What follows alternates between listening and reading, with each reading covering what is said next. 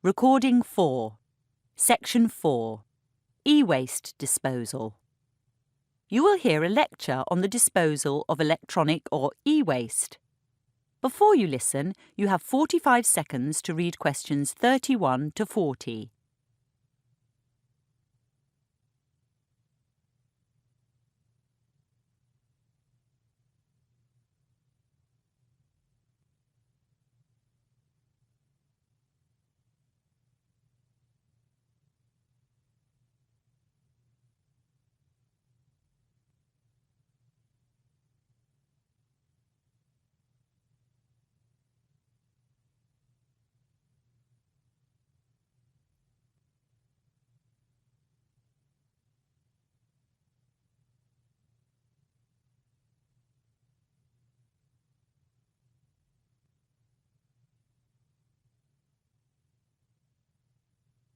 Normally in this class, we design and evaluate apps, and we'll get back to that tomorrow.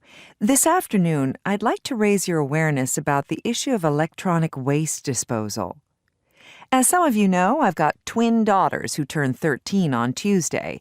Like many children their age, they're totally in love with electronic devices. My husband gave his old smartphone to one of them, and I was forced to give my newish phone to the other. That was 2 years ago. Now they're both demanding brand new smartphones of their own. As an anxious parent, I would have given in to this demand had I not just read an article about e-waste. Let me add that I read part of it on my tablet at home, the rest on my desktop computer at work, and afterwards I counted how many electronic items my family and I have at home, at school, and at work. And we've got 24. Yup, 24. An average American family, no doubt. Anyway, I finally agreed to birthday phones for my girls on condition that my husband and I shed some of our own devices as responsibly as we could. In the past, we've just put them out in the garbage as though they were banana peel or broken plates. This time, I decided to take 2 laptops and my girls' phones to a recycler accredited by the Environmental Protection Agency, or EPA. I found an interactive map on the EPA website showing companies that sign up to recycling schemes called e-stewards and responsible recycling practices. It's easy enough to drop stuff off at these companies and receive cash in return. I do regret to say that in the U.S., the cash return is tiny because there are currently insufficient volumes of electronic trash for these companies to turn into treasure.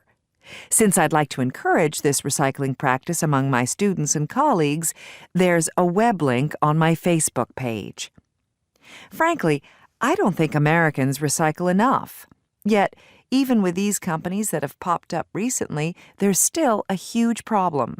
I mean, the collection of the e-waste is fine, but who knows how it's processed? The EPA believes that only 20% is actually recycled, and the rest is incinerated or put in landfill. The auditing of this process has yet to begin. The majority of local e-waste, around 8 million metric tons a year, is sent off abroad, mostly to Asia or Africa, where health and safety regulations scarcely exist. One reason the U.S. still banishes most of its e-waste is because it refused to sign the 1989 Basel Convention that controls the export of hazardous waste from rich countries to poorer ones. Needless to say, it wasn't the only rich country to spurn the convention. Canada nor Japan consented to a 1995 amendment banning such trade completely. However, European signatories to the Basel Convention may not, in reality, behave any better. Inspections at ports in Germany and the Netherlands have proven that e-waste, like much other cargo, is deliberately mislabeled so it passes unnoticed through customs. So what's inside e-waste, and who deals with most of it? Well, the list of chemicals is very long indeed. An average smartphone contains around 60 different chemical elements.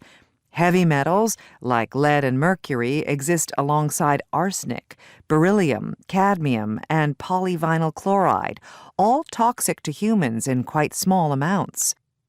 When electronics are incinerated, unless at extremely high temperatures, many more toxins are produced, including halogenated dioxins and furans, which seriously contaminate the food chain.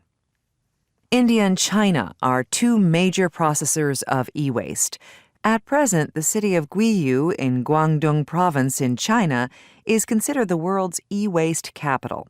American, Japanese, and European containers loaded with e-waste arrive in Guiyu hourly. But these days, there's also considerable waste from the rest of China itself.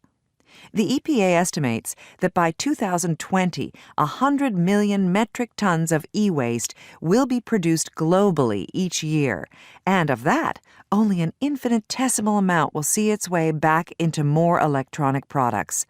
So, designing apps for this digital age is important. As an extra assignment, I'd like those of you who are interested to create one that lets users responsibly end the lives of their many electronic devices. That is the end of the listening test. You now have 10 minutes to transfer your answers to your answer sheet.